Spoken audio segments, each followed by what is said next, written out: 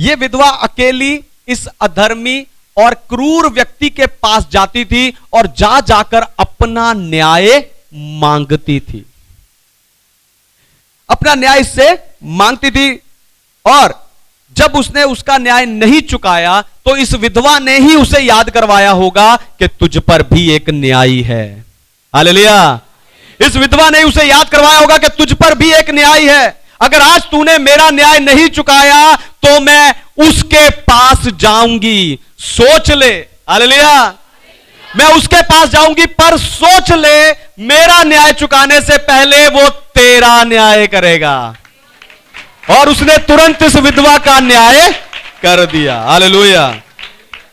सुनो, अगर ये अधर्मी न्यायी ने उस विधवा का न्याय चुका दिया तो दिन रात परमेश्वर की दुहाई देने वाले आप लोगों को परमेश्वर कैसे भूल जाएगा।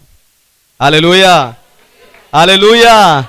परमेश्वर आपको कैसे भूल सकता है। बस आपको बिना हियाव छोड़े प्रार्थना में लगे रहना है। आपको अपने जिद्दी विश्वास को पकड़कर रखना है। जिन्होंने तालियां नहीं बजाई, आपको बताऊं, आपको लगता है कि आपके अंदर आज भी वही विश्वास है जो पहले हुआ करता था।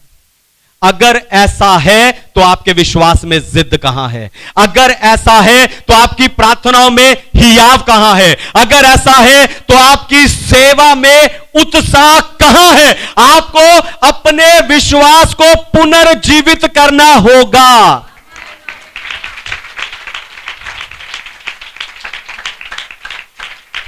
याकूब ने जिद की। हालेलुया। याकूब ने जिद की। उसने स्वर्गदूत को पकड़ कर रखा। स्वर्गदूत ने कहा मुझे जाने दे क्योंकि दिन निकलने वाला है। याकूब ने कहा मैं तुझे तब तक जाने नहीं दूंगा जब तक तू मुझे आशीष ना दे दे। आपको बताऊं, याकूब ने उसे उस स्वर्गदूत को तब तक पकड़ कर रखा जब तक स्वर्गदूत ने उसकी जिद पूरी ना कर दी। हालेलुया। और बाइबल कहती है याकूब ने पूरी रात जिद की। तो आप इतनी जल्दी हार कैसे मान सकते हो। हालेलुया। जिद्दी विश्वास को पुनर्जीवित करो। 12 साल से लहू बहने वाली स्त्री ने जिद की। उसने यीशु का वस्त्र पकड़ने की जिद की। आपको बताऊं, उसके जीवन में उसकी बीमारी से बड़ी भी एक समस्या थी, दूरी। उसके अपने घर वालों ने उसे निकाल दिया। उसके अपने चर्च वालों ने उसे निकाल दिया। और जब लोगों ने, मनुष्य ने उसे अपने से दूर किया तो गुस्से में उस औरत ने अपने आप को प्रभु से दूर कर लिया। लेकिन जब वो अपने आपे में आई तो उसने सबसे पहले प्रभु से दूरी कम करने की सोची, मनुष्य से नहीं। और जैसे ही उसने जाकर यीशु के वस्त्र को छुआ, यीशु ने कहा ढांढस बांध पुत्री, तेरे विश्वास ने तुझे चंगा कर दिया।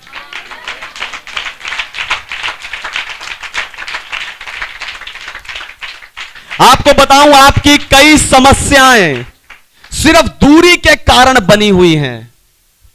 हालेलुया। आपकी कई समस्याएं सिर्फ और सिर्फ दूरी के कारण बनी हुई है क्योंकि आप गलत जिद करके बैठे हो। हालेलुया। आपकी कई समस्याएं सिर्फ दूरी करके बनी हुई है क्योंकि आप गलत जिद करके बैठे हो। और उस जिद के कारण आपने खुद को प्रभु से दूर कर लिया है। उस जिद के कारण आपने खुद को चर्च से दूर कर लिया है। उस जिद के कारण आपने खुद को पास्टर से दूर कर लिया है। पर जैसे ये स्त्री पास आई, अगर आप भी इस स्त्री की तरह पास आए तो आप शांति पाएंगे, आप आनंद पाएंगे, आप आनंदित हो जाएंगे, आप तसल्ली पाएंगे, आप आशीष पाएंगे, आपका विश्वास पुनर्जीवित होगा।